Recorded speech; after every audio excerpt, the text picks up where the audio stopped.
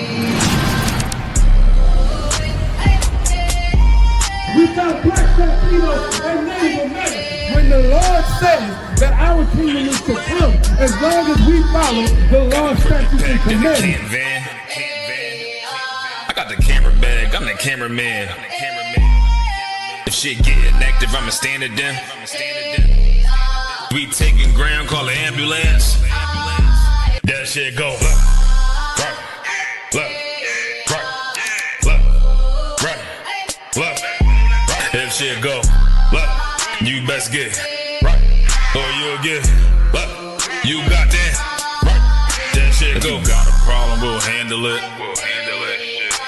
Niggas acting hard, you better stand on it. We on every corner, we stamping it. You better get your life for this camp shit. We ain't playing around, there's no cowards, dog. If niggas charged up, you get powered off. Rude of speech, keep it raw. It ain't my fault that you niggas soft. It ain't my fault that these niggas frauds. It ain't my fault that them niggas rats. If your colors fly, you don't get that shit go. Left, right, left, left. If shit go left, you best get right, or you'll get left. You got that right.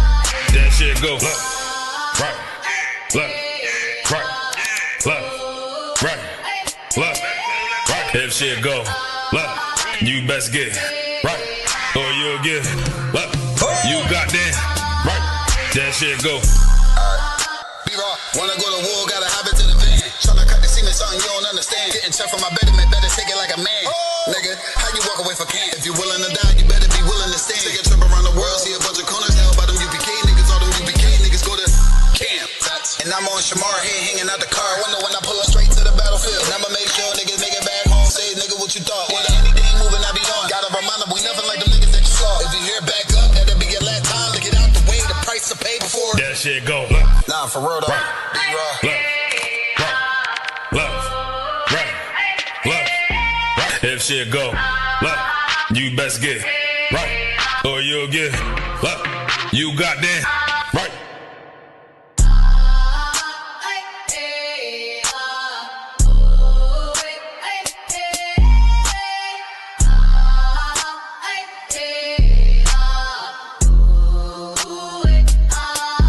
That shit go left. Nah, for real though. Left. If shit go left, you best get right, or you'll get left. You got that. How about some y'all shot right there? Move that song! Move that song! Move that song! The Father we fear! The Father we fear! Yahweh! Israel! Israel! Israel!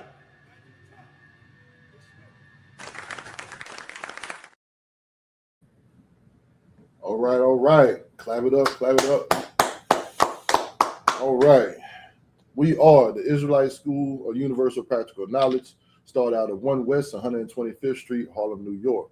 We bring out the truth that Blacks, Hispanic, and Native Indians are the true Jews that the Bible speaks of.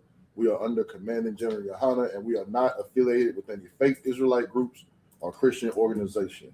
Tonight is the history class. So if you are here, you could be anywhere else, but you're here. And we're thankful that you're here. This is the history class. Okay.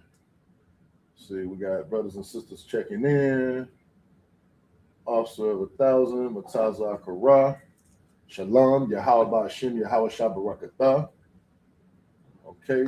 We got Aqua Dasa. Shalom, Yahweh Shamar, Elathan, Ba'ashem Yahweh Shah.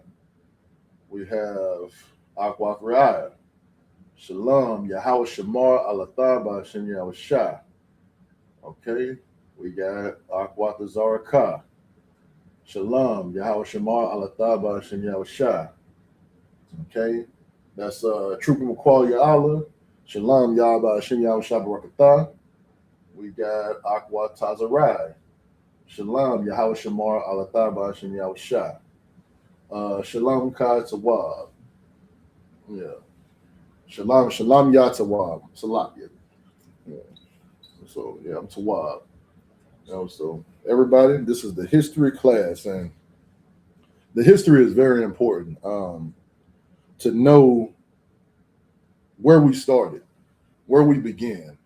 And if you know where we began and you follow that line all the way through history, you kind of get a better understanding for where we are now.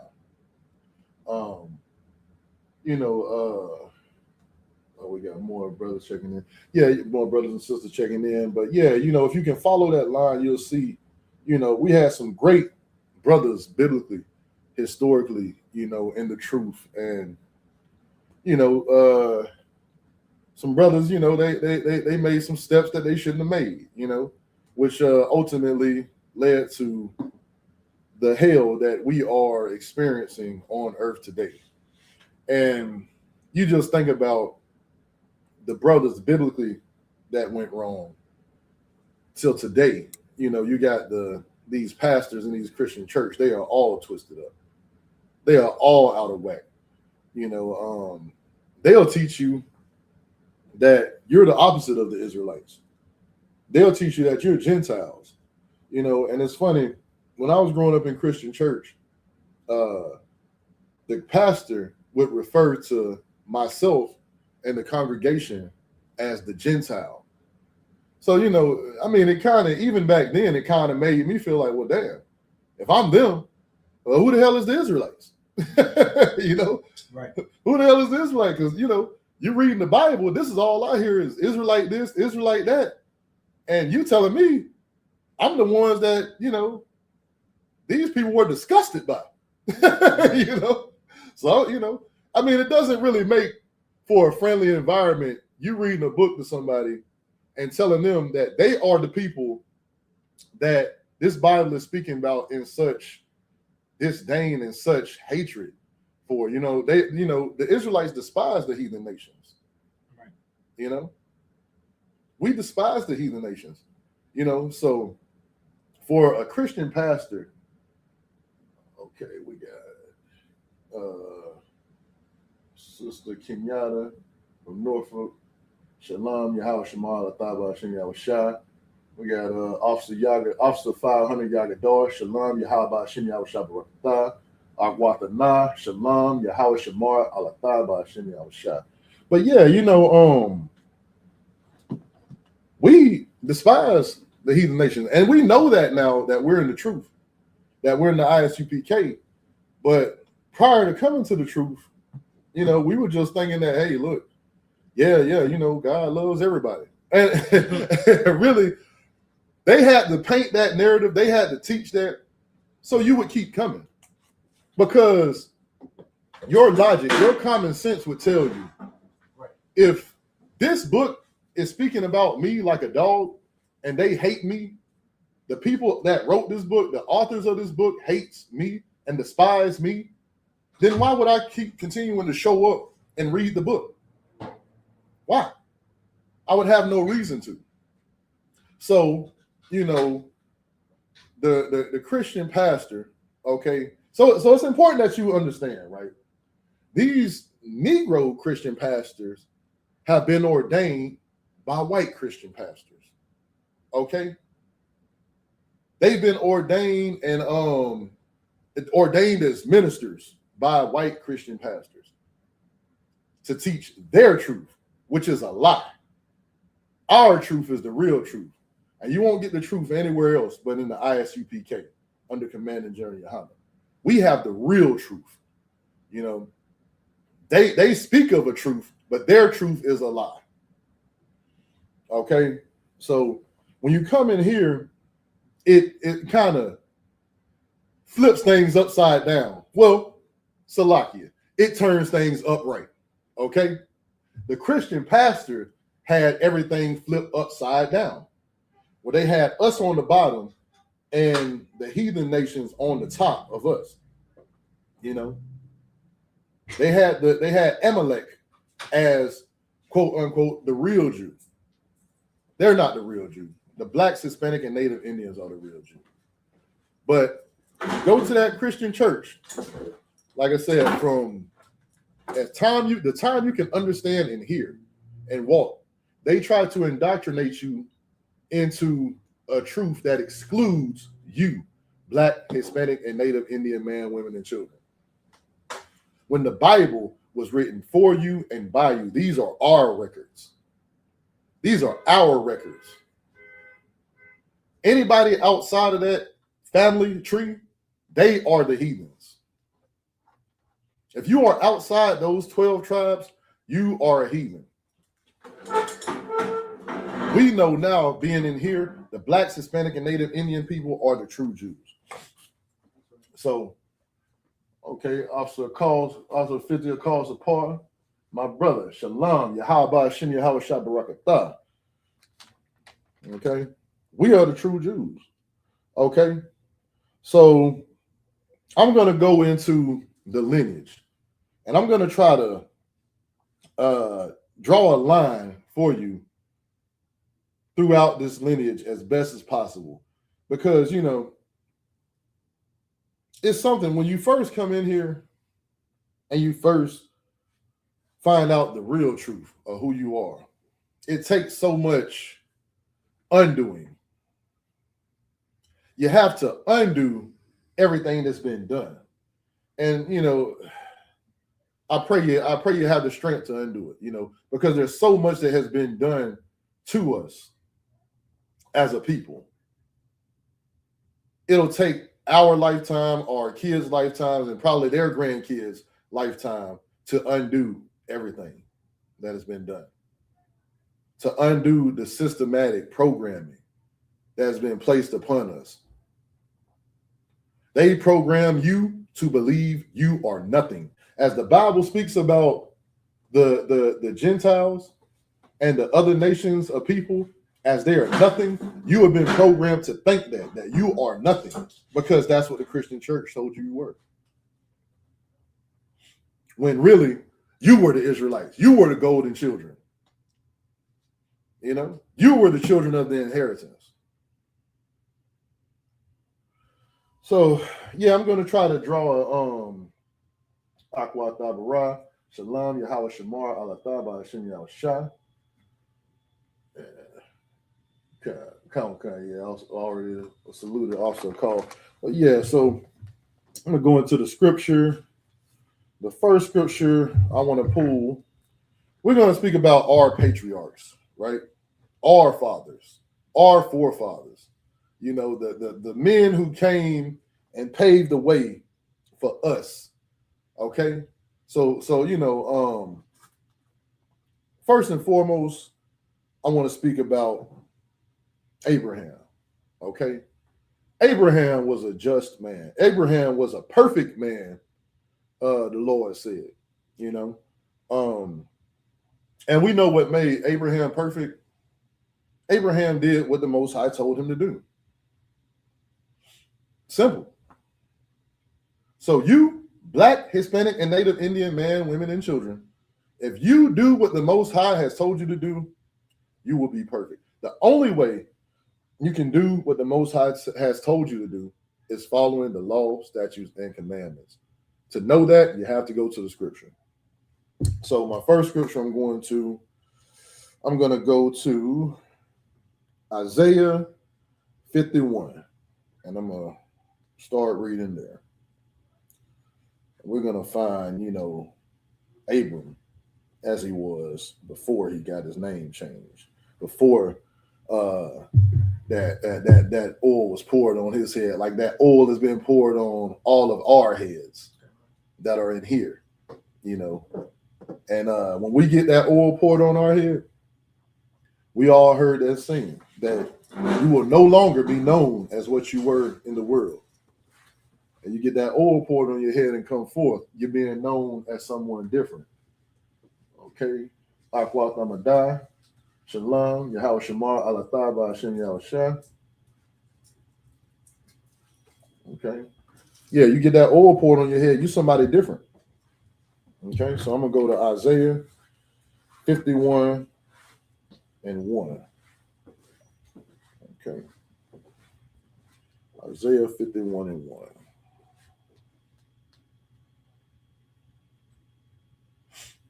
Yeah, so we are a special people to the Most High.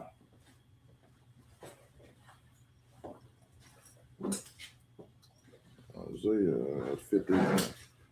And like I said, I'm going to start with Abraham. Okay? So, Isaiah chapter 51, verse 1.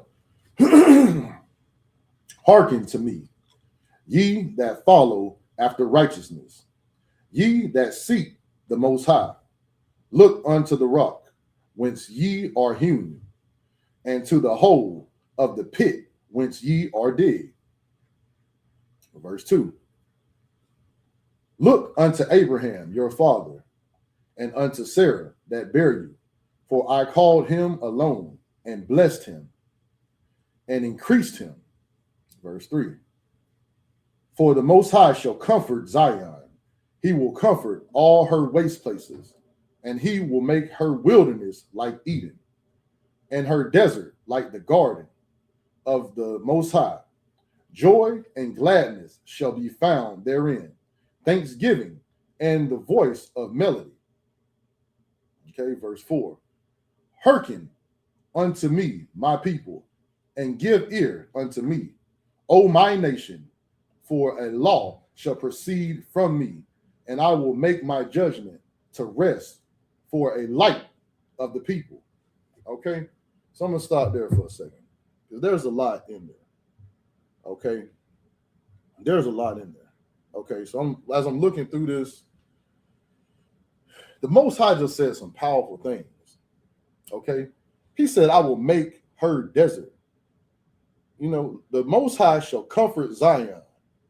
Okay, and all her waste places. Okay, so he's going to make the places that are the worst. He spoke about this. He said the places that are the worst, he's going to make them like Eden. Okay, the deserts, he was going to make gardens. So he was going to take what was bad and make it good. Okay, he was going to take what was bad and make these things good. All right, the Most High is speaking about Abraham, okay, your father. And he said he would increase Abraham. Okay, the Most High said he would increase Abraham, meaning that there would be a long lineage coming from Abraham. That lineage is Blacks, Hispanic, and Native Indians. When he said he's going to make you a father of many nations, he was talking about us, Israel. Okay, we came from Abraham. This is our father. Okay, this is the one who started our lineage. Okay, being blessed by the Most High for being a righteous man. All right. So I'm going to go into now. I want to go to Genesis 17. All right. Go to Genesis 17. And yeah, I'm going to start at 1. You know, we have always had law. We have always had a law. And, you know, the water to Abraham for following that law and keeping that law. Because if he wouldn't, hey, who knows? Who knows what would have happened? You know? Okay, so in Genesis 17, all right, and when Abram was 90 years old and 9, the Most High appeared to Abram and said unto him, I am the Almighty power. Walk before me and be thou perfect. So he said that again. Be perfect. What does perfect mean? You know, I just gave y'all the answer. Somebody put in the chat, what does it mean to be perfect?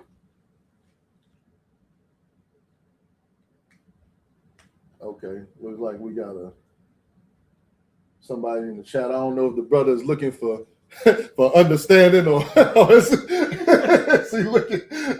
I'm not sure. You know, brother, if you got a question, you know, put it in the chat, and you know, Ottawa or myself will be sure to try to address it. I don't, I pray the brother's looking for understanding. If he's not, He looking for understanding. Okay.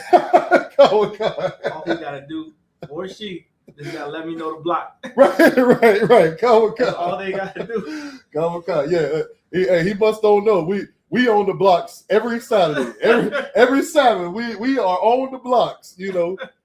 Speaking of Black, Hispanic, and Native Indian people. Every Saturday. Ready to die. Right. We are. Yeah. So ready to die. I hope you understand. Right. Kawaka. We are no cowards here. We are on the blocks teaching this word of the Most High every week. Where are you at? Right. I pray you understand. Okay, Salakia, sir, loyal. Okay, okay. I can, kind of somewhat say, yeah, loyal. I'm looking for not a better answer. Not that was a bad answer. That was a great answer, but a more specific answer. What does it mean to be perfect? To the Most High, what does it mean to be perfect? Let me phrase it like that. Okay.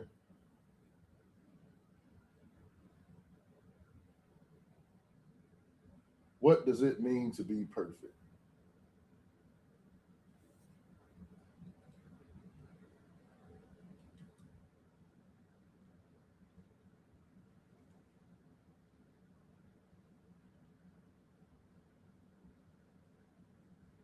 Okay. All right. There we are. Okay. True McCall, your Allah has it. Following the law. That's it. That brother hand. That's the answer that I was looking for. Following the law of the Most High. That's what it means to be perfect. Damn right.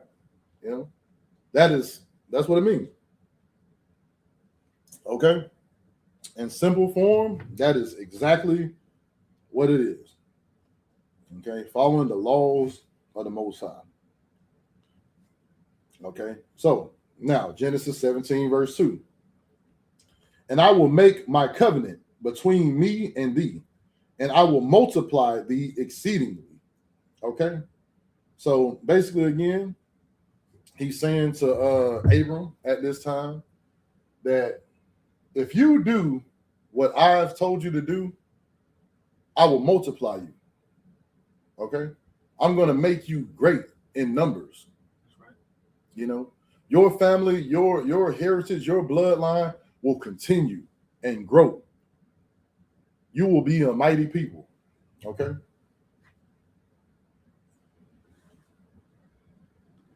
You will grow. Verse 3. And Abram fell on his face, and the power talked with him, saying, verse 4. As for me, behold, my covenant is with thee, and thou shalt be a father of many nations. Okay? He's going to be a father of many nations, of many people. Blacks, Hispanic, and Native Indian people. He's going to be a father. Verse 5. Neither shall thy name any more be called Abram, but thy name shall be called Abraham, for a father of many nations I have made thee. Okay? So Abram became Abraham. He got that oil poured on his head. Okay? He got that oil poured on his head, like we get that oil poured on our head. Okay? And he stepped into the truth. Damn right. Okay? He became Abraham. He became what the Most High wanted him to be. He was no longer known as Abram, which he was known in the world. He was known as Abraham. That's what the Most High wanted him to be named. And that's what he came forth as. Okay? So Abraham was a perfect man. He kept the law, statutes, and commandments of the Most High. Okay? Akwat Amadah got the answer right too. Get that sister hand.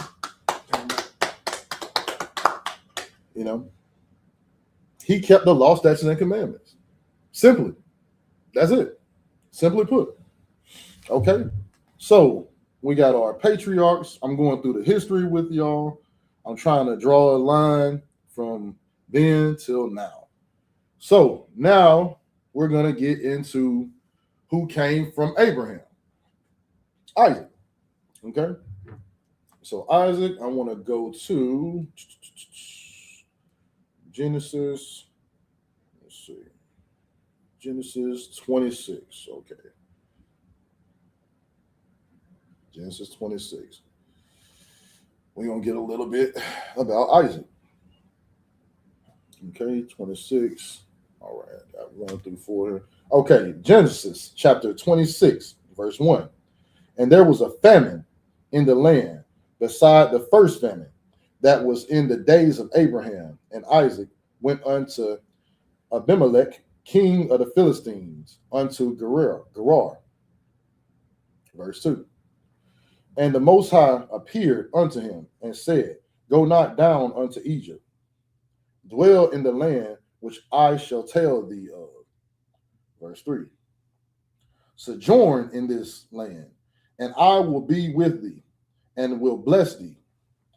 For unto thee and unto thy seed I will give all these countries, and I will perform the oath which I swear unto Abraham thy father. Okay, verse 4. And I will make thy seed to multiply as the stars of heaven, and I will give unto thy seed all these countries, and in thy seed shall all the nations of the earth be blessed. And it's speaking about again how if we follow the law, statutes, and commandments of the Most High and do what the Most High has commanded us to do, then the Most High is going to bless us. The Most High is telling Isaac the same thing he told his father Abraham. I'm going to increase you. All right? I'm going to increase you. By you doing, your father did a damn good job. That's what he's telling them. Your father did a damn good job. If you keep up the work that your father did, I'm going to increase you, just like I did him. Okay, we got Troop Ayan Paquat, Shalom, Yahweh Hashem, Yahweh Shah, Barakatah. And we got Akwa Shakal, Shalom, Yahweh Shamar, Alatah, Hashem, Yahweh Shah. Property, ribbon property of Ayan Paquat. Okay, Shalom to y'all. Shalom, shalom. The Most High told him, if you do what I have commanded you, the same way your father did, I'm going to bless you like I did your father. Okay. Abraham kept his charge. Abraham did what he told him to do. Okay, verse 5. Because that Abraham obeyed my voice and kept my charge, my commandments, my statutes, and my laws. Okay. So what we just said, what makes you perfect? Keeping the law, statutes, and commandments. And he's talking to Isaac saying the same thing. I'm going to bless you. That's right. For you to do it. If you do what your father did, I'm going to bless you the same way. Right. Okay. So let me see where I'm at here. I got verse 6. Okay, verse 6. And Isaac dwelt in Gerar. Okay. So basically, we just got Abraham and we got Isaac. I'm trying to draw this, this line for y'all. Because what's milk to us is meat to others. Some people don't know this. Some people ain't picked up the Bible a day in their life and read it. So I'm teaching a history class. So, we're going to do a slow walk. We're going to do a slow dance with this truth tonight. All right. And our founding fathers, our fathers in this truth, Abraham, Isaac, and Jacob. Those are our fathers in this truth. Okay. So we know what Abraham did. He was perfect. He kept the laws of the Most High. And we see what Isaac, Isaac is being introduced to this, to this book of history that we have. You know, just like all these other men, these are fathers and grandfathers and, you know, uncles and cousins. You know, this is a family tree here. This is a family affair, you know. And both sides Christ. Officer Yagador. I play it too, Officer Yagador. I plan to do just that. Damn right. You know, we are family. And the Bible is rightfully ours. It's our property. Okay? This is our property. And, you know, the oppressor, being the devil that he is, he wants to take everything good from black people. You know? So, of course, if they're going to take our money, they're going to take our labor. They're going to take anything that would make us good in this society, in this economy. Why would they not try to take the Most High from us? Okay? Why would they not try to? Because that's the way. Okay, look, even, you know, if you know, brothers that's locked up, you know, hey, hell, they allowed to read the Bible. You know, they allowed to read the Bible. I mean, damn, you know, hey, you can. I don't care what you did. You can go to solitary confinement. You can still read the Bible. You know, they won't take the Bible for, you know, but well, Salaki, they will. You know, hey, the oppressor is the devil. The Bible speaks. I mean, you know, they will take the Bible from you. You know, you do something bad enough, you know, they will take the Bible from you. You know, and just lock you up in a box with, you know, yeah. But anyway, so yeah, this is our history book, and this is the history class, and you are in it. So, you know, everybody that's here in attendance, give yourself a hand. Give yourself a hand. This is the history class. You know, the brother looking for knowledge, or brother or sister looking for knowledge, you know, I pray they learn something. I pray they you know, they find something that gives them peace, you know, in this class or the next class, you know. Because if you're a Black, Hispanic, or Native Indian man, woman, or child, you are my brother or my sister. You know, the other nations I do not care about. That's right. I don't care about. You know, so take that and do what you will with it. You know, and you will see that us in here, we're all about brotherhood. You know, we are all about brotherhood. We're not, you know, we're not looking to start anything with anybody who's Black, Hispanic, or Native Indian. You know, but you know, we will tell the devil to his face, "You are the devil." The Bible speaks of. You know, right? So, okay, so yeah, we got Isaac, we got Abraham, we got the seed that came out of Abraham, which is Isaac, and now we want to speak about Jacob, the seed that came out of Isaac. Okay, this is the seed that came out of Isaac, and I'm using those words, seed and lineage and things like that, because that's how you draw the correlation. That's how it registers in your mind that, okay, this is speaking about one family, one nation of people. Okay, so basically, if you can, okay, we got Radical Shah, Shalom, Yahweh Shem Shabbat.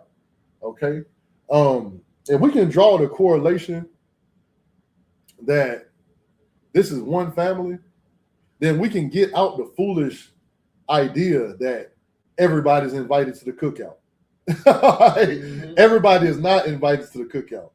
These are, like I said, these are fathers, these are grandfathers, these are brothers, these are cousins, okay, that are invited to the cookout. This is an invitation only. And we better not catch you giving an invitation to one of them oppressors. You know, smack your hand. You know, the oppressors cannot have an invitation to the cookout. You know, This is family only. This is family business. Okay, so I'm gonna go into Genesis 25, and we're gonna read a little bit about Jacob. Okay, and I love reading Genesis. I love to go back and start at the beginning. And I would say for everybody to do that. Go to the beginning, go to Genesis, and all the way back to Revelation, and go to Revelation back to Genesis. Because I don't care if you read the Bible 100 times, read it 100 more. You're gonna see 100 things that you didn't see the first time. And there's nobody that's that learned that they need to stop reading and learning this Bible. Everybody can stand to learn something. So, okay, I'm going to Genesis 25 now. Okay, Genesis 25 and 19. 25 and 19. Okay. Genesis chapter 25, verse 19. And these are the generations of Isaac, Abraham's son. Abraham begot Isaac. Okay. So that was Genesis chapter 25 and 19. I'm going to draw this correlation for y'all. 19 through 34. Okay. Verse 20. And Isaac was 40 years old when he took Rebekah to wife, the daughter of Bethuel, the Syrian of Padanaram, the sister to Laban, the Syrian. Okay. 21. And Isaac entreated the Most High for his wife because she was barren. And the Most High was entreated of him, and Rebekah his wife conceived. Verse 22. And the children struggled together within her, and she said, if it be so, why am I thus? And she went to inquire of the Most High. Okay, so these boys was in her womb, and they were battling. They was rumbling. These boys was it was like the Royal Rumble in her womb. They was fighting. And she said, well, hey, you sure the Most High said for this to be so?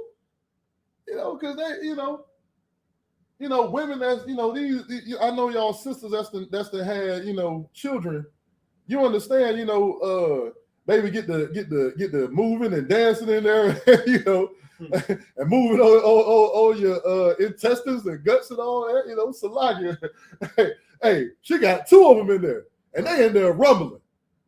So hey, you can only imagine what that sister was feeling. That's right. Okay, verse 23. And the Most High said unto her, 2 nations are in thy womb, and 2 manner of people shall be separated from thy bowels, and the people, Salakia, and the one people shall be stronger than the other people, and the elder shall serve the younger. Okay, that's very important. Y'all make a note of that. I know y'all know it, but some people don't. So, right. Salakia. Yeah, a lot of heartburn. God, sis. Yeah. Hey, them boys was in there rumbling, So hey, I can only imagine the sister was in a bit of discomfort. You know how it feels for one to be in there moving and doing everything that he doing. She had 2 of them in there, and they was in there scrapping. Okay, verse 24. And when her days to be delivered were fulfilled, behold, there were twins in her womb. Okay. Verse 25. And the first came out red all over, like a hairy garment, and they called his name Esau. Okay. Keep these in your notes. I know y'all already have them, but I'm going to say it again anyway. What's milk to us is meat to everybody else. Okay, verse 26. And after that came his brother out, and his hand took hold on Esau's heel, and his name was called Jacob. And Isaac was 80 years old when she bare them. Okay. And the boys grew, and Esau was a cunning hunter, a man of the field, and Jacob was a plain man, dwelling in tents. Okay. It's saying we are simple people. You know, we are simple people. If you think about it, to this day, Esau likes to do wild things, you know. He is wild. You know, he likes to be out there in the wild hunting big game animals, you know, a animal that's 1,000 pounds, you know. He gets a thrill on that, you know, being out there shooting them and, you know, unaliving them and things like that, you know. Hey, man, I understand the process, you know. Hey, we got to have animals to eat, to have meat and things like that. But, you know, I don't know that I want to be out there hunting 1,000-pound buffalo. You know, that's a little extreme for me. You know, but this is what Esau loves to do. You know, he's a hunter, and you know, they're so wicked that what was the book you had quoted out of one, The Dangerous Game, the dangerous, is that what it was called? Oh yeah, The Most Dangerous Game. Right. The Most Dangerous Game. You know, they got bored with hunting animals. They wanted to hunt people. Right. Hey, the devil, the oppressor is the devil, the Bible speaks of. That's right. Okay. So, okay. We're going to move on. Verse 28. And Isaac loved Esau because he did eat of his venison, but Rebekah loved Jacob. Okay, so, you know, Isaac, you know, he was kind of, you know, that was his favorite son. You know, he kind of, you know, he loved Esau. You know, that's all right. That was his son. You know, it's all right for a father to love his son. Okay, rock climbing on a mountain, no rope. right. That's the kind of craziness that this man likes to do. You know? Rock climbing on a mountain with no rope. Yeah, you know, I could never in 100 years imagine me doing some of the things I see Esau do. You know, not because I'm unable, because I'm sane. You know, I am sane, mind and body, and I understand that climbing a mountain with no rope is hazardous to my health. So yeah, right. Khan. You know, these oppressors are wicked. Okay. Let me get to this scripture. All right. 29. And Jacob sowed pottage, and Esau came from the field, and he was faint. All right. And Esau said to Jacob, feed me, I pray thee, with that same red pottage, for I am faint. Therefore was his name called Edom. Okay. He was red all over, and he want that red pottage. Okay. His name was called Edom. All right. And Jacob said, sell me this day thy birthright. Okay. All right. Jacob owned to something now. All right. Verse 32. And Esau said, behold, I am at the point to die. He said, hey, look, I've been out here in the field all day. I've been hunting and, you know, unaliving animals. Hey, man, I'm about to die. And what profit shall this birthright do to me? All he thinking about is feeding his belly, because the white man is a disgusting, greedy bastard. Okay? So the only thing he can think about is stuffing his own belly right now. You know? What do you think about it? You know, let's stop right there for a minute and ponder on that. You know, Jacob understanding that, man, you don't deserve this, man. You couldn't walk down the street in my father's shoes. Right. You know, that's what Jacob is saying to this man right now. But, you know, he understands who he's dealing with, so he has to be smart about it. He has to be wise about it. Yeah, man, okay. Ain't no problem, man. You want the pot of stew, you can have it. You know, give me your birthright. Because you know why? He knew he was going to do it. That's right. Because he knew how wicked he was. He knew he was going for it. Sell me the birthright that our Father is going to leave behind for this pottage, for this stew. All right. And that's all it took. Because he's such a greedy, disgusting pig, you know, he was ready to sell his birthright for that pottage, for that stew. Okay? Verse 33. And Jacob said, swear to me this day. And he sware unto him. And he sold his birthright unto Jacob. Verse 34. Then Jacob gave Esau bread and pottage of lentils. And he did eat and drink, and rose up and went his way. Thus Esau despised his birthright. He despised his birthright. Okay? It is saying he despised his birthright. He didn't want nothing to do with it. Now, we just spoke about how Abraham was at that time the greatest man around in the Most High's eyes. Okay? And the Most High came to Isaac, his son, and said, because your father was so good, okay? If you can, hold a matchstick to his accomplishments, I'm going to bless you too. That's right. I'm going to bless you too. Now, granted, Isaac probably was nowhere near as great as Abraham, but he was pretty damn great himself. Okay? So Jacob saw that. Jacob saw all his accomplishments, and he heard of his father's accomplishments in his old age. And it's like that today. It's like that today. You got kids, and some of your kids want to carry on your legacy and your work and do what made you proud. And then the other ones, they just don't give a damn. When you die, they just want your expensive stuff so they can sell it. That's it. I mean, he's Salakia. But I'm telling the truth. Some of them they just want all your cars and jewelry and your fine china dishes and things like that, so they can go right there to the pawn shop and see how much they can get for it. Right. I know them dishes got to be at least worth about $1,500, $2,000. Let me go see what I can get for them. And then you got the other ones.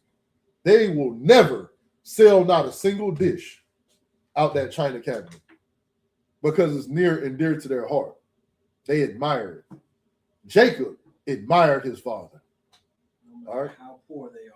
Right, Khan. No matter how poor they are, Jacob admired his father. Okay, he admired the work that his father did. And it's crazy because Isaac, he loved Esau.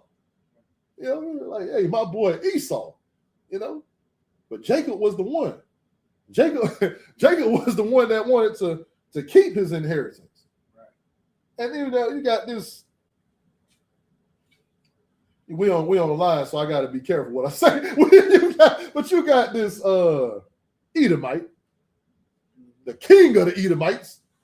Okay, he was ready to give his father's birthright up because he was a little hungry. He was a little bit hungry, and he being a punk too. Coming in, I'm about to faint. I'm about to die. Let me get some of that. Let me get some of that stew. I don't care about the birthright. Being a punk. And Jacob said, hey, look, have it all, man. Hey, can I get the birthrights of our father? can I get our father's birthrights? Because he already knew them. Just like we all got that family member that, hey, we love them because they family, but hey, they do something completely different than we do. They go a separate way. All right. Hey, and what he said, he sold him his birthright and went on about his way. Yeah. he went right on about his way after he sold that birthright. And that's how it goes. He didn't, at that moment, he didn't think twice about it. He said, man, I'm fooled. Man, I don't know what you're talking about. I'm fooled. I didn't ate. I didn't drink. I'm fooled. I'm good. But yeah, we're going to get a little bit more on Jacob. We'll go into Genesis chapter 32. You know, Jacob, you know, the water for Jacob, the water to the Most High for Jacob coming in and doing what he did. You know what I'm saying? Because, man, yeah, hey. But this was already preordained.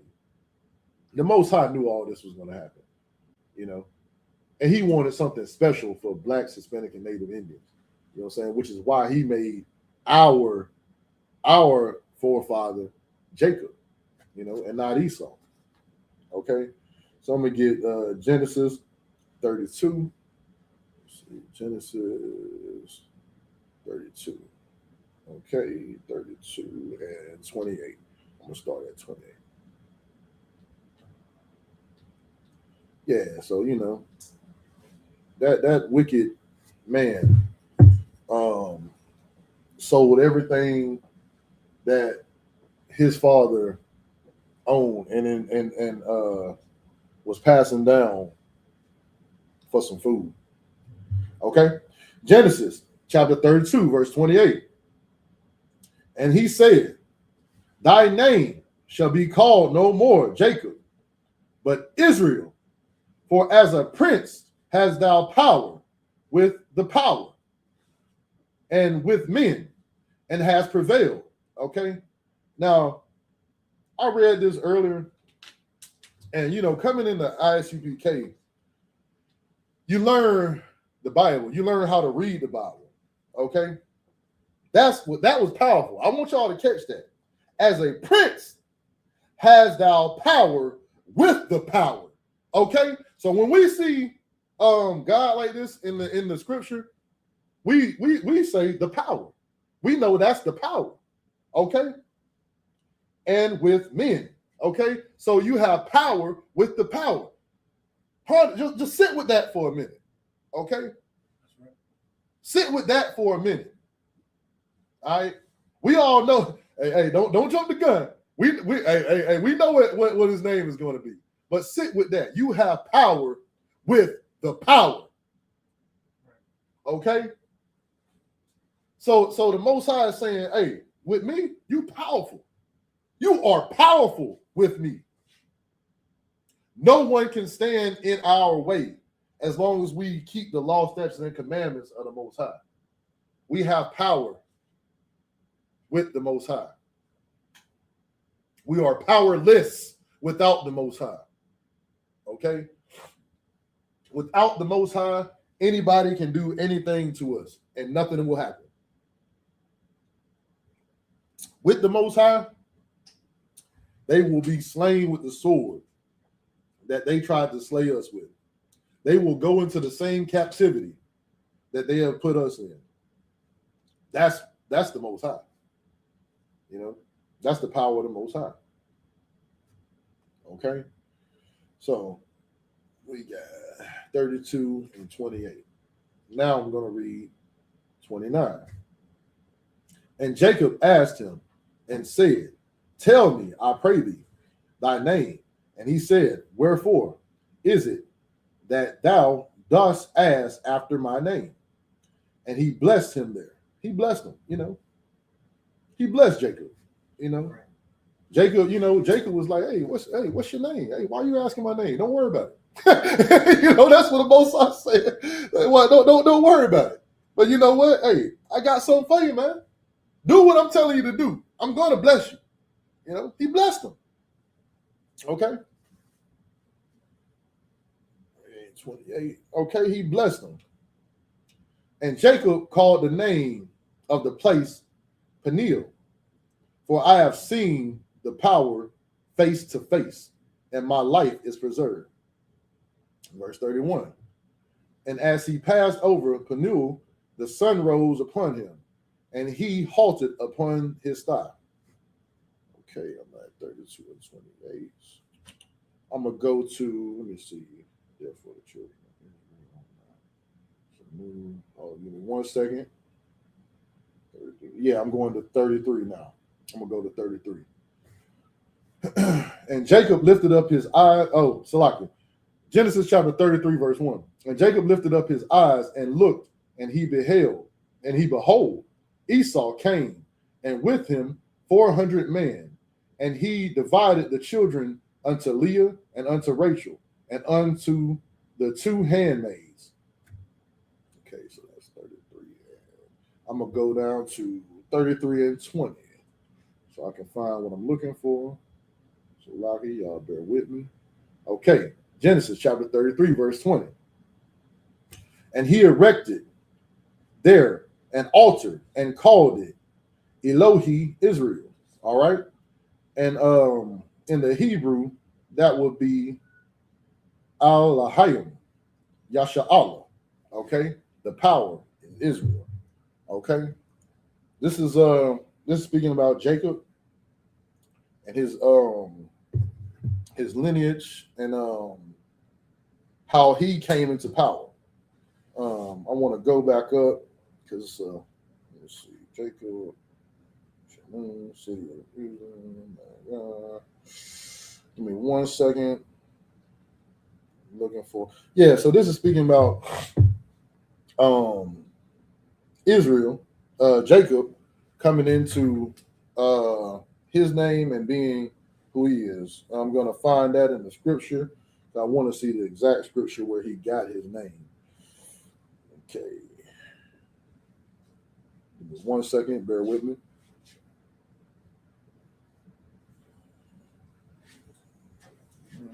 Yeah, so, the Most High is blessing Jacob. He's telling him the same thing he told Abraham. He's telling him the same thing he told Isaac. Okay, yeah, that's it. Yeah, 32. Yeah, did I go over that? 32. Yeah. I did. Okay, come. Yeah, I did go over that. Come. Okay. So, yeah. So, he turned his name to Israel, which is interpreted as the Prince of Power in Hebrew. You know what I'm saying? Yasha'Allah in the Hebrew.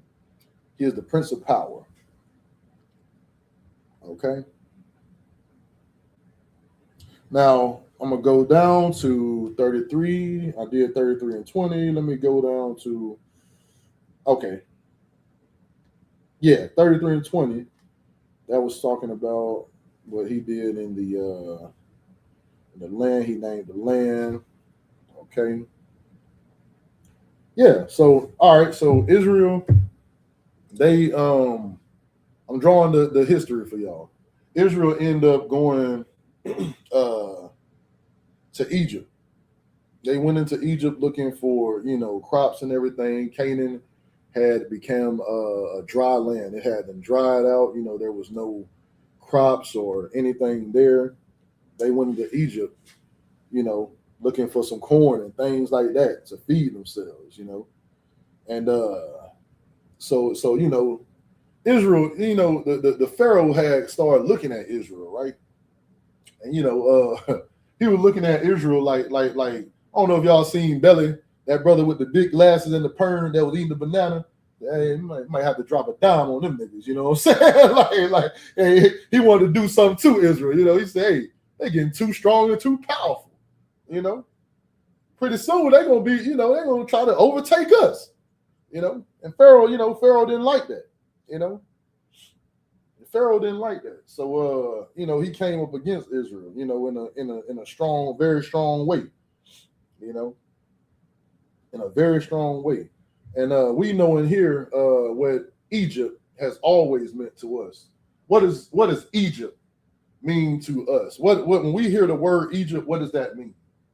Class, if y'all could put that in the chat, Bubble Kasha. What does Egypt mean?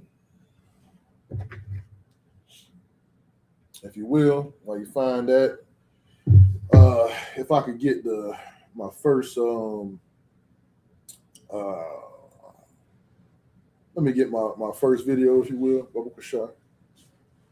Yeah, y'all put, what does Egypt mean to Israelites in the Bible? What is Egypt synonymous with?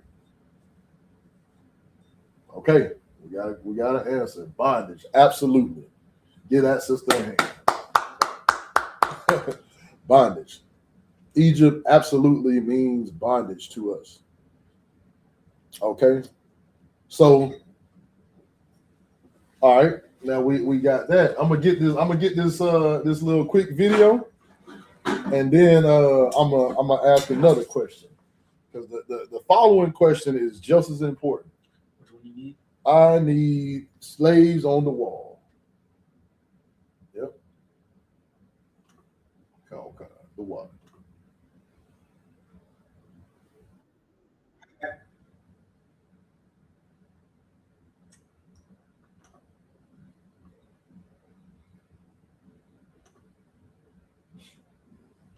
Yep, we're gonna watch a short video, class. Hispanic or Native American, you are an Israelite according to so-called Black, Hispanic, or Native American, you are an Israelite according to the Bible. That is your true heritage. That is who you are. Right there on the top, you see a hieroglyphic of the Hebrew slaves in Egypt. The so-called people in Israel right now that wear the small hats on their head, no one tells them anything for believing that they are the chosen people of God, that they are the descendants of Abraham, Isaac, and Jacob, and King David, King Solomon, and all those great men. No one tells them anything. In fact, they give them money and weapons to unalive people and fight wars in the name of it. But if so-called Blacks, Hispanics, and Native Americans believe that we are the Israelites, that we are the chosen people of God, then it's a problem. But look, those people over there, they don't even look like the hieroglyphics. And no one tells them anything. So if it's not a problem for them, why is it a problem for us to believe it? So-called Black, Hispanic, or Native American, you are an Israelite according to the Bible. That is your true heritage. Damn right. Get that brother. I don't know the brother's name particularly. I know he's a brother in the UPK. I see the UPK banner underneath him. And yeah, he made a very important point. That why do they get mad at us for saying we're Israelites? But anybody and everybody else can call themselves whatever they want to be. Hell, you can be a boy and call yourself a girl and they'll accept it. But a Black, Hispanic, and Native Indian person calling themselves Israelites, we face instant pushback for us calling ourselves the Israelites. The small hats, like he said, they can call themselves the Jews. Mm-hmm. Nobody has ever said anything to them about calling themselves Jews. Why? When you like the brother said, clearly when you look at the Jews in bondage on the walls in Egypt, they're black. They're black. There have never been white people painted on the walls in Egypt as servants, slaves. The slaves in Egypt were black. Okay? So, I mean, to me, it's crazy that anybody would believe that these people who are white, I mean, very white, very, very white skinned, I mean, and you can only imagine.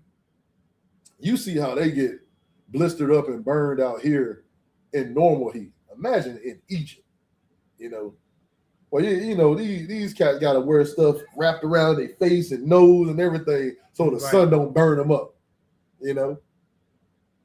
Black people are like, imagine a Edomite over there, you know what I'm saying? An oppressor over there in that sun. I can't see it. Right. I can't see it, They can barely make it over here in the United States when it gets summertime, But I tell you where they can make it, in the Caucasus Mountains of Georgia, Russia.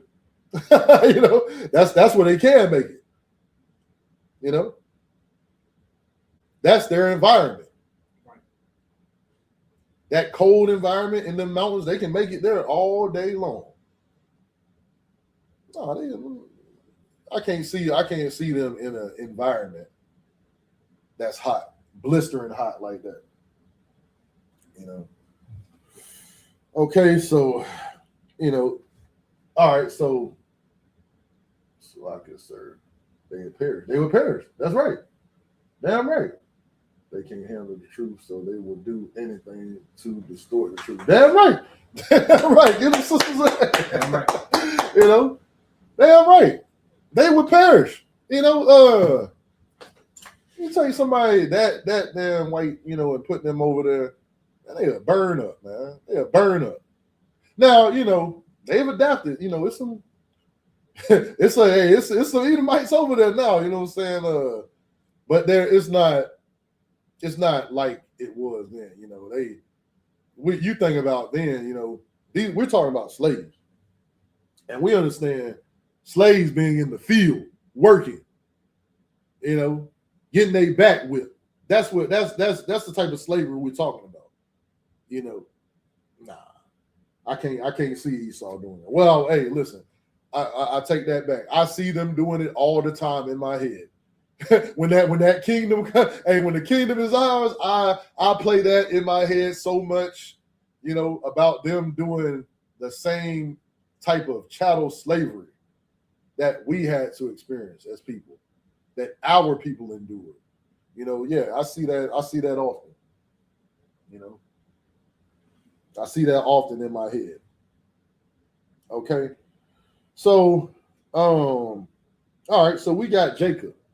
And now I want to talk about, well, first of all, we just talked about Egypt and the markings on the wall in Egypt.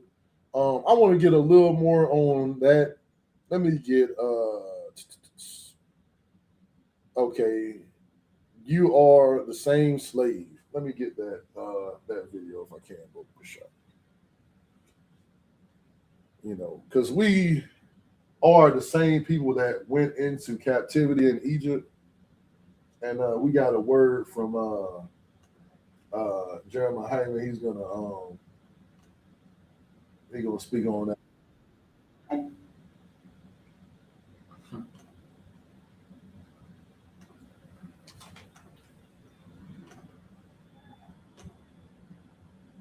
Owned by the Pharaoh of Egypt were required.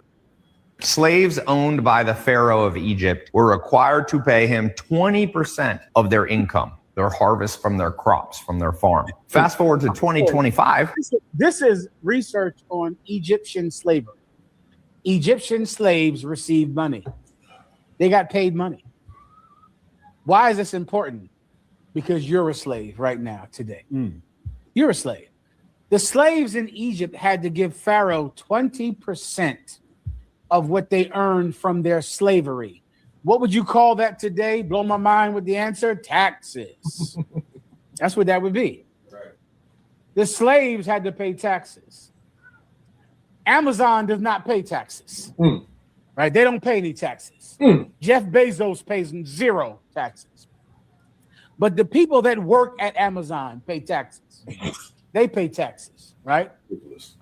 This is what slavery was like in Egypt. Why is this important? Do not think that you're not a slave simply because you receive a paycheck.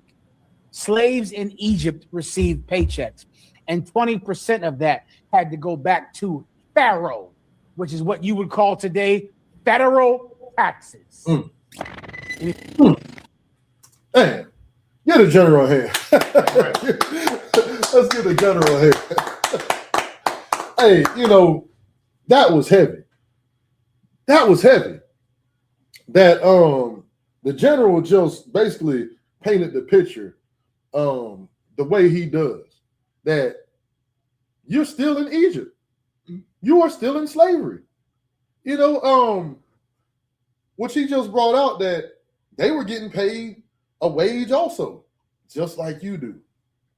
You get paid a wage. And your oppressor gets part of that wage. You'll never see it. Hey, look, when you see that gross and net, you know, that gross and net, you know, you'll never get it all. That's right. You know, you'll never get it.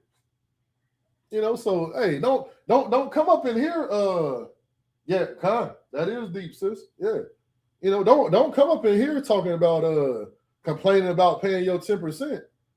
You know, when you paying all them taxes to the white man. You know, we don't want to hear it. but come in here and complain about paying the Most High his 10%. You got to be out your mind. The oppressor want to take everything from you. The Most High, he wanted 10% so he can build up these schools. So we can build up these schools and bring y'all the truth and get y'all out of the hell that you are in the streets of Norfolk, the streets of Chesapeake, the streets of Portsmouth, the streets of Richmond, the streets of Baltimore, the streets of DC. Yeah, that's why you pay your 10%. So we can build up these schools like the Most High has commanded us. But yeah, back to what the general was saying, those slaves in Egypt were taxed, just like you are. All the same.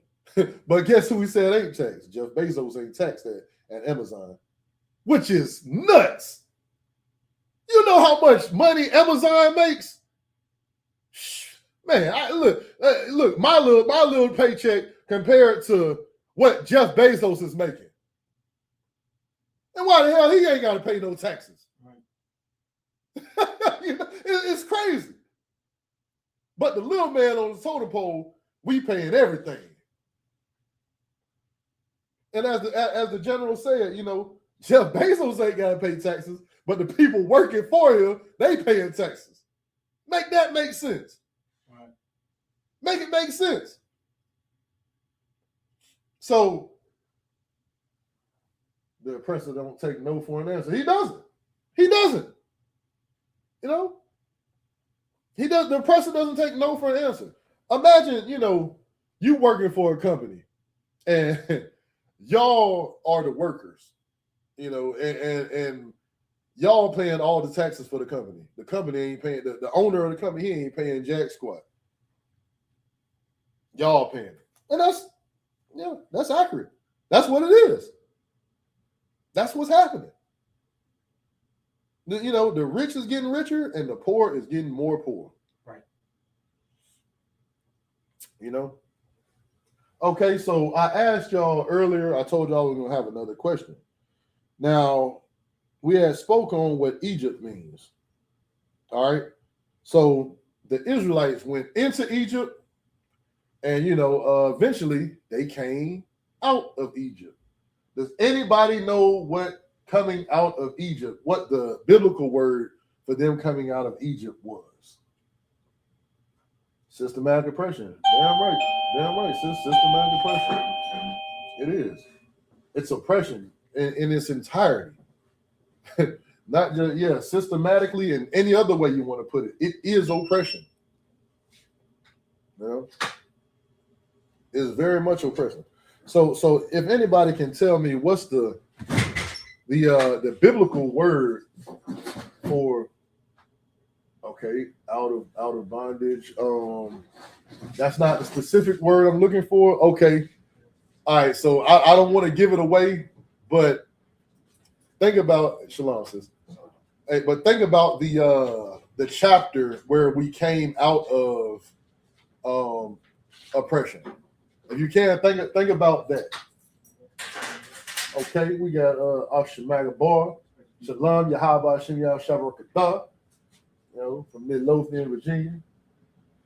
No, that's not what I'm looking for, Trooper McCall Yalla. I'm looking for the word.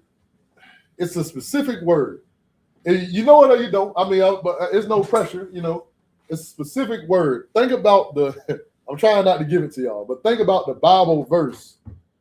Well, not the Bible verse, Salaki, the Bible scripture, the chapter where we came out of captivity. What was that called? I mean, I pretty much gave you the answer. I don't want to give it to you all the way. What was that called when we came out of captivity? What's the name of that? Yep. You got a question? Raise your hand. No, that's what we were in. it's a name, a specific name for when we came out of bondage. And it's a chapter in the Bible that speaks solely. There it is. There it is.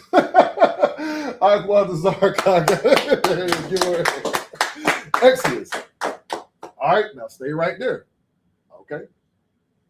What does Exodus mean? If anybody can answer that. You know, because everything in the Bible means something. All these words are very important. Mass. Yeah, we came out in mass. Damn right. Damn right. We did that. What does Exodus mean? If anybody knows what that word means, this is a very important word. And you, okay, damn right. Aqualazar got it again. Damn right. To exit. You know, and that's where really the word derives from. When you see like the exit signs on places, that's where that comes from. You know, exodus, you know, which means to exit or leave or come out. You know, so the water, that was, you know, immigration. Since I see where you're going with that, but yeah, we were looking for that specific answer on exit. And the chapter I was speaking about is Exodus.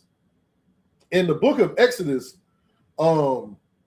Moses is getting ready to rally the troops and getting ready to go to the Most High on the behalf of his brethren that he is seeing be oppressed in the worst way possible, you know, underneath Pharaoh, you know, and, you know, so let's back it up a little bit.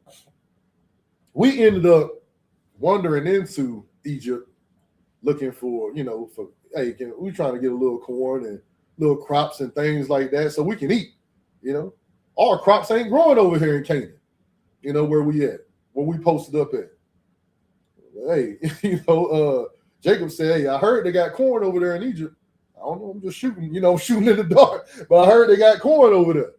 Let's go over there, you know.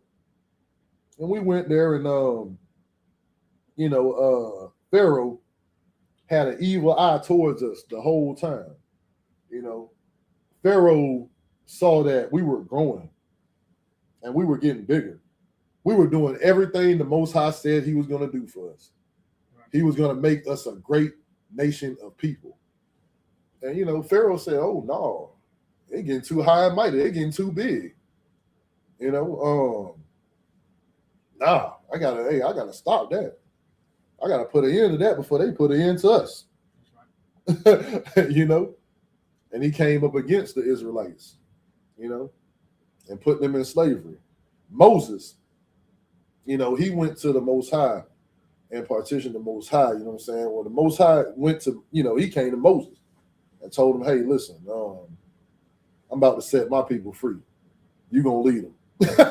You know, I'm about to set them free and you're going to lead them. Exodus was the chapter. Okay. So, all right, if you could, we were drawing a correlation for the lineage. We started with, I'm going back again. We started with Abraham, Isaac, and Jacob. We briefly spoke on Moses. If you could give me the 12 tribe chart, Baba Kushar.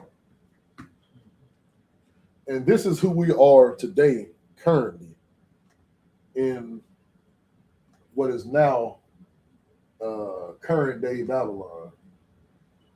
Okay. This is who we are.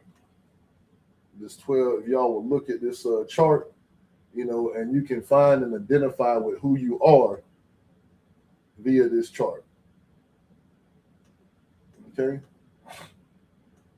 Can they see it? Mm-hmm. Okay, come. All right, so you got Judah.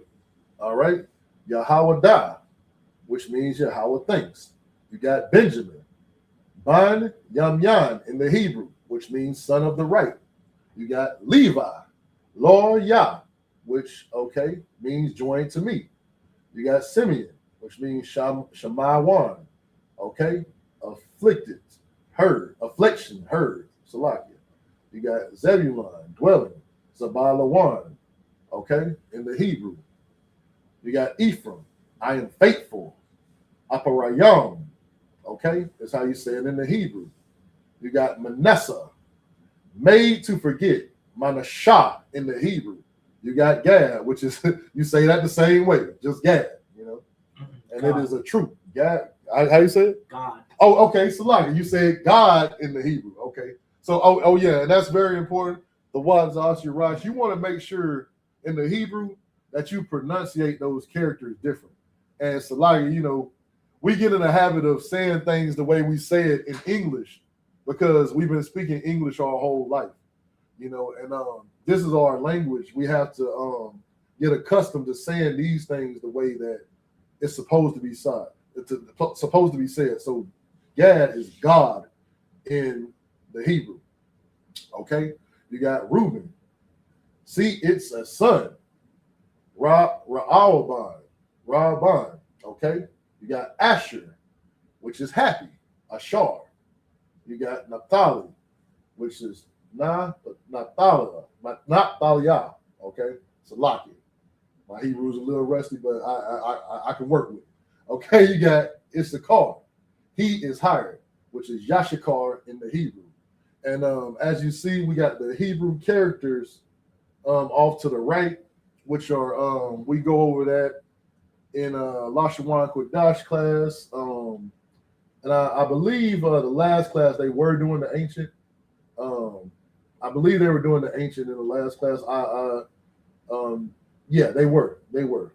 I was watching. I was attending that class also. They were doing the ancient, and Officer Yagadar and Officer Matazar Karad do an excellent job with the Hebrew. Let's give them a hand. They do an excellent job teaching that Hebrew. You know, I say Officer Matazar, that's a Hebrew speaking ninja right there, man. You know, so he do it to Wab. You know, and of course we got Officer Rashamath, who is like AI reading the Hebrew. You know, he's like a machine reading the Hebrew. You know what I'm saying? So and we all learn from them and Cap. You know, so let's get those brothers a hand again. You know, for teaching us that Hebrew the way that they do. You know, they are surgical with it. I'm learning it. But yeah, so if y'all take a moment to look at that, and all these names have meaning. Everybody's name has a meaning. When you come into the truth, your name has a meaning. That's our culture. All right? You don't just get a name just because it sounds cool. You get a name because that's who you are. That's your characteristics. Okay? And I think it's important, Judah, if you scroll up to Judah, okay, Judah, his name is given in Genesis 29 and 35, I do believe, and it says Yahweh thanks. Okay, and his name is Yahweh Da. Okay, so for all the fake Israelites, right? This is a teaching moment. That you say Judah. The way to say Judah is Yahweh Da, okay? And you know that it means Yahweh thanks. How could the Most High's name be something else? I mean, seriously, how can the Most High's name be something else when you seeing it there as plain as day? Yahweh thanks. I didn't make it up. I mean, I didn't make it up, I just quote the things that have been taught to me. I quote the things that have been taught to me. And, I remember asking Officer Raj years ago, I said, how do we know that the Most High's name is Yahweh? He said, hey, yeah, no sweat, because we know Hebrew. We know Hebrew. We speak Hebrew. We read Hebrew. We teach Hebrew. It's no sweat, brother. And this is when I was a young man. I asked Officer Raj this, a while ago, and and the answer was perfect. He said, because we know how to read Hebrew. It's simple as that. We know how to read Hebrew, so we know what the Most High's name is. And there goes the 12 tribes up there for y'all. Okay, so I want to go to, if you could, Baba Kushah, give me the pictures of the blacks writing Hebrew. All right. I think this would also, you might have to break this down as well at the bottom here. Come. Okay, come. Yeah, so I'll do that. Okay, so Judah is the Negroes, the so-called African Americans. You got Benjamin, which is the West Indies, the West Indians. Those are the so-called, what would you call them? Jamaicans, or West Indies. We're gonna say West Indies because that's the name that they're Tobago, right? Come. Barbados, Virgin Island. Mm-hmm. Gotta know that so you don't be racist. Right. Come. No sweat. It's like I didn't mean to say it. I'm just saying how brothers would say it in the in the world. So and that is true. Okay, you got Levi, the Haitians. You got Simeon, Dominicans, Zebulon. Those are Guatemalans to Panama. Okay, you got Ephraim. These are the Puerto Ricans. Manasseh. Those are the Cubans. God. These are Native Americans, okay, or the so-called Native Americans. Reuben, Rawaban, we got Seminole Indians. Naphtali, we got Argentina to Chile. Ashar, we got Colombia to Uruguay. And Issachar, the Mexicans. So yeah, if y'all, if you leave that there for a second, everybody can look, and identify. We all know who we are now, but anybody who might be in the class that doesn't know exactly who they are just yet, we got the 12 tribes chart, and that is our chart. If you see at the bottom, you see the Israelite School of Universal Practical Knowledge on there. So let's give the school that. Right. You see that on there, and that is what we go by. This is who we are. So the water, I'll Shirash for that. And I want to get the picture of the blacks writing Hebrew. Pictures of the blacks writing Hebrew. Okay. All right. So if you see this, when y'all see this picture, this is a picture, an old picture, very old picture of this is a sister. And she looks like she's teaching a little brother Hebrew. You know what I'm saying? You can see the Hebrew on the wall. We in the Lashawan Kodash class, so we can easily identify a lot of these characters. You see the la, the na. You see the I, the ka, the ba. I mean, you see these things up here. The la, the sha, the qua, the ra. And this is a sister. This don't look like this is fair use. So yeah, but yeah, you see this sister teaching Hebrew, and this don't look like no Hamite. This look like a sister. Her name might be Eartha May or something like that. You know what I'm saying? This is a sister. This might be Lula May or Willie May or somebody like that. I'm willing to bet her name got a May in it or something like that. She's a sister, is what I'm saying. So when you see pictures like this old of people teaching the Hebrew, and Salakia, I want to go on the record saying that sister don't got no damn business teaching Hebrew. Okay, let me go on the record saying that. All right, but all the same, she's teaching it. You know what I'm saying? And this is a black person. So let me set the record straight. Shiraz, you know what I'm saying? She ain't had no damn business teaching the Hebrew. Salakia, There's levels to it, brother. But right. I hear you though. Right. She had no damn business teaching, So but she's there. And yeah, so all right, this is us. And I think they're in America. I'm not sure. I can't tell anything about the picture other than She's teaching Hebrew, and this is a really, really old picture. This is us, when we probably right after slavery, shortly after slavery, we still had some of the Hebrew in us. So I just like to show pictures like that to show that, we have been Israelites, and we have been teaching and learning and reading and writing the Hebrew language forever. We just, got away from it. Slavery, they beat it the hell out of us. And, we kind of never got back to it until, we got into the ISUPK and started learning here. My next thing I wanted to go to, I wanted to talk about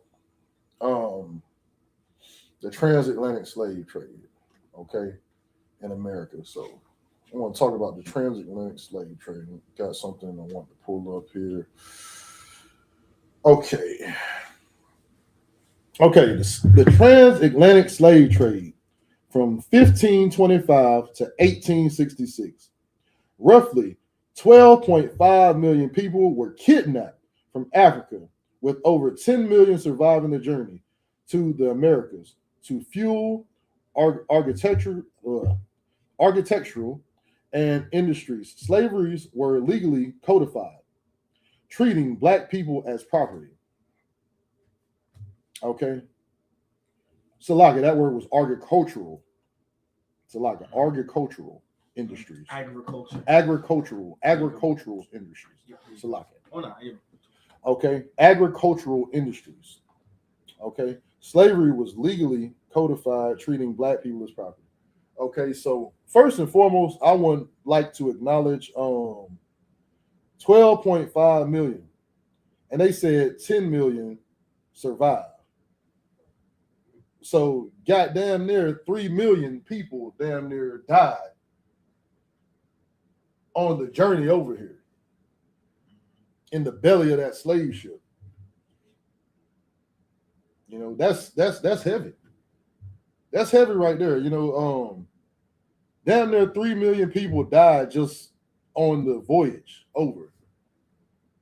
They said 10 million surviving. Now they said were kidnapped from Africa. We understand that, the Africans sold our black behind, into slavery. That whole idea that they paint like, and see, this says Africans. We're not Africans. We have never been Africans. We were in Africa, but we're not Africans.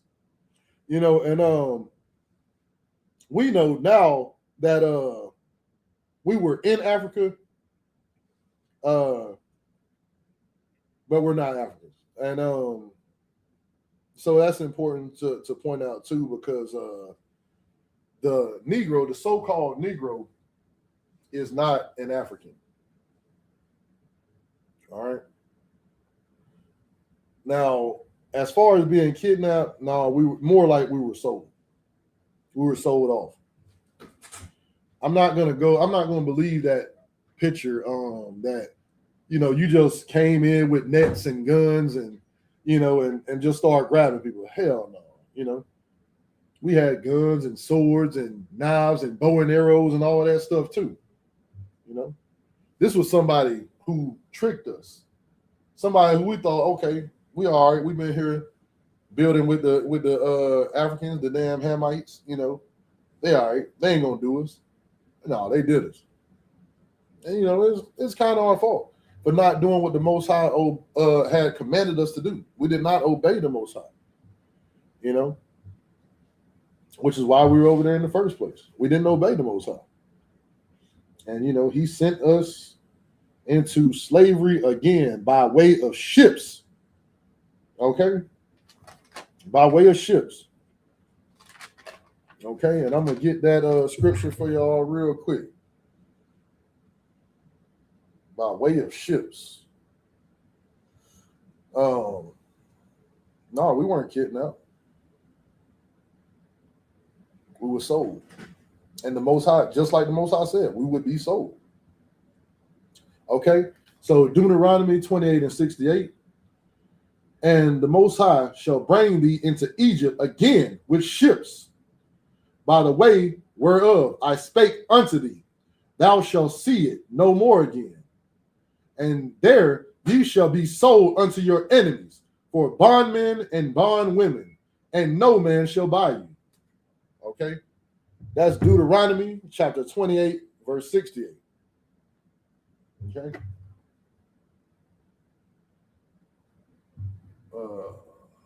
Aquathariah says sharks changed their migration to follow the ships because of them throwing bodies off and people unaliving themselves. Damn right. Get that sister in. Damn right. Damn right. Yep. And I read something about that Aquathariah that it changed the whole ecosystem in the ocean because now you got fish and sharks feeding on unalive bodies instead of the things that they're supposed to be feeding on.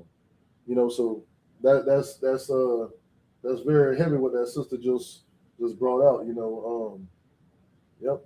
And another thing I want to bring out since you brought that out, the ecosystem in the ocean, it's off now because people are eating so many crab, shrimp, and lobster that the ecosystem in the ocean is off. The chemistry is off because they're eating so many shellfish. Shellfish have a purpose in the ocean, and their purpose is not to be captured and be eaten. Their purpose is to clean the ocean floor and to clean the ocean. And people are eating so many shellfish that the biology of the ocean is off. You know, the animals the fish that do eat shellfish in the ocean, they're dying off. And other fish also, because the ocean isn't as clean as it's supposed to be because they're eating so. And I saw this at a library. They were collecting, like they were like, "Hey, listen, you're gonna eat the shellfish, just bring the shells back so we can put them back in the ocean, so the coral reefs and things like that can be made with the shells that are supposed to be made in the ocean." I'm like, well, damn, that's crazy. You know, that's crazy. You know, and we're not supposed to eat it at all. The Most High commanded us not to eat it. You know, it's a lot I wanted to get to tonight. I don't think I'm going to get to all. I know I'm not going to get to all of it. But the water to y'all for coming out tonight and staying in class.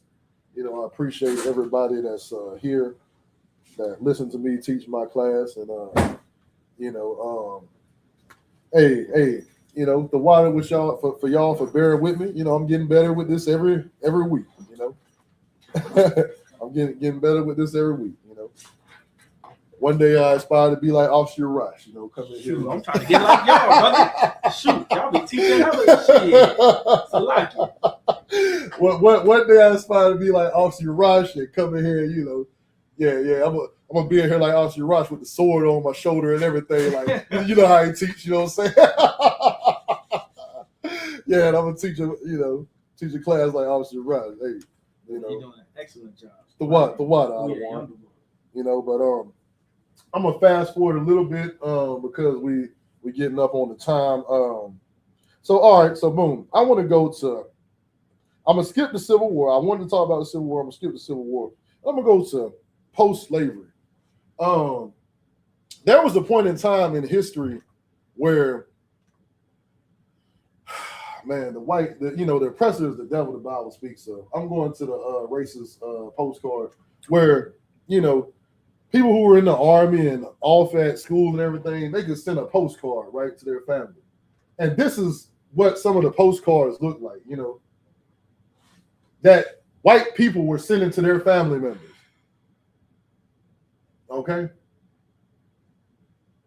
This is what some of the postcards look like. I mean, disgusting, you know? And there's some, listen, I kept it PG for class. There are some postcards that they were sending that was way worse than this. You know, you got you know, these Edomites were sending postcards home to their family. They're off in college, talking about, yeah, Merry Christmas, Mom, Merry Christmas, Dad, and, you know, a black man hanging from a tree.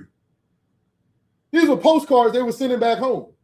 That were, this was supposed to be, this was happy postcards they were sending back home.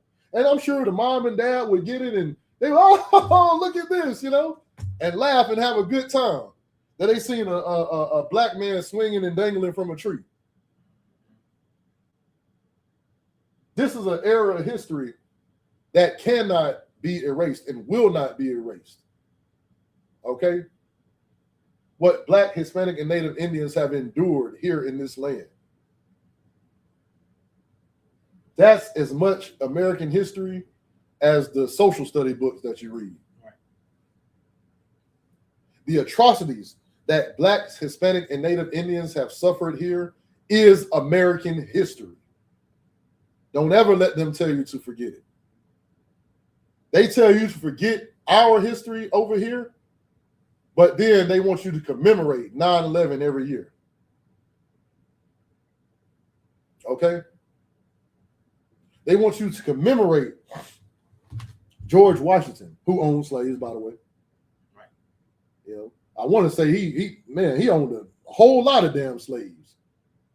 You know, they want you to forget and commemorate their days. You know, I think presidents, they just passed not that long ago, probably about a week or two ago, a few weeks ago. I don't celebrate the crap, so I don't remember, but you know, they want you to forget things like that easily. Mm-hmm. They tell you they just want you to say, hey, look, hey, that was just so long ago. Forget about it. Why the hell am I remembering Christopher Columbus? Why the hell am I remembering George Washington? You know, why the hell am I remembering 9/11? You know, why the hell are you forcing me to learn about the Jewish Holocaust in school? But my history, my heritage, you'll barely scrape the surface of it, the atrocities. You know, I've seen, I was in school and I saw pictures of naked white men, Salakia, in the Holocaust, being buried. And on them trains and everything, you know, I looked at it like, hey man, damn, that's terrible. You know, and they did that to get my mind off of what they did to my people, what they did to our people. Okay, so you know, the real Holocaust is the Black Holocaust. That's right. You know, the transatlantic slave trade.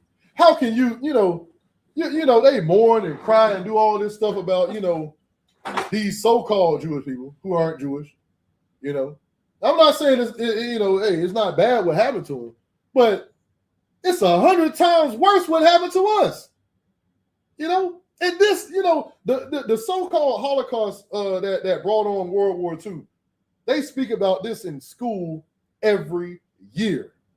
It's part of the curriculum. African American history, so-called quote unquote African American history, was an elective when I was in school. You had to sign up to learn African American history. Mm-hmm. You know, it wasn't just like something that was mandated for you to learn. That was an elective. That's right. Right. If you wanted to learn about, you know, pillars in the Black community and things post and prior to and pre-slavery and after slavery and before slavery, you had to take an elective. You know, I can remember you know, Aqua Rye said it's still happening today. Man, that's wild. That's crazy. Yep, they just found a body hung in the woods yesterday. Jeez. Man. Yeah, it's crazy, you know. But yeah, we up on the time, so you know, it's been a Sawab class, Sawab to have you all in class. I'm gonna go ahead and get these announcements and get y'all out of here. You got the announcements with you. Sawab to everybody for coming. Okay. No, the watch. I got the ball. All right, ISUPK security announcements. We're the ISUPK. Start out at 1 West 125th Street, Harlem, New York. Rule for new brother and sister. When a new brother or sister comes into the school, they are off limits for a year. They are to be saluted only. They are here to share themselves of the world. If they need transportation, the teacher will arrange it. After a year, if a brother or sister has interest in a particular person, he or she must get permission from the head to speak to a brother or sister. There's another 6 months in which the brother and sister will court each other. After this 6 months period, the brother and sister will get permission from the head to marry. Tithes, which is a commandment. Numbers 18:21, Malachi 3 and 8 through 10. Ma'ashra, which means tenth in the Hebrew. 10% of any penny of any increase the Lord gives you, give to the Treasury Department. Okay, you go to isupk.com, tap the blue tab. It'll say tithes, donation. You pay your tithes like that. Priest fund, free will offering for priests, not mandatory. Whatsoever amount you would like to give, give it. Upcoming holy convocations, we got the Feast of Purim. That is March 2nd, I believe. Okay, that's March 2nd. Okay. Yes, March 2nd. Okay, upcoming holy convocations, Purim, March 2nd. Okay, Akim and Akwakim, you check your bulletin board in your school and in the hallway of the school. Any brother that wants to be a trooper, if he wants to be a trooper in the school, he's to start wearing all black, boots, shirt, pant, and headband or war scarf. Okay, so yeah, y'all troopers, y'all listen up. We need y'all in the school. We need y'all to come in here and start doing the work of the Lord, building yourselves up and becoming troopers and in the school. And you're gonna start as a young man, then you're gonna be a trooper, and then Lord willing, you'll be an officer. But you know, we need warriors in this truth. So yeah, any man that has the spirit to come in here and get in this truth. We need you. We need real men, no cowards. Okay, cowards don't come by here. Okay, so that's it. We're gonna stand and give a salute to the highest ranking man of Israel, Imagine, which means to stand. Imagine Shabbat, Imagine Barak, Yahweh Ba'Shem Yahweh Shah Barakatham. Yahweh Ba'Shem Yahweh Shah Barakatham. Okay, Yahweh. We're gonna Sar, which means to turn, to the Akwathim, Imagine, which means to stand. Man of Israel, we're gonna give a courteous salute to the sister. Man of Israel, Imagine Shabbat, Imagine Barak, Yahweh Shema Alatham Ba'Shem Yahweh Shah. Yahweh Shema Alatham Ba'Shem Yahweh Shah. Yahweh dismissed. Shalom, Israel. We're the Israelite School of Universal Practical Knowledge, and you know what time it is. It's the Lord's 57th annual Passover, and it's going to be held in Houston, Texas on April 4th. Don't forget, bring your family, bring your friends, because this is going to be the time that so-called blacks, Latinos, and Native Americans can come under one roof in one house and to serve the Lord. It's that time. $200 per person. Don't forget, over the age of 17. Don't forget the Lord's Passover. It's coming. Kingdoms ours, all the heathens forbidden. The chosen bow down to no one. It was written.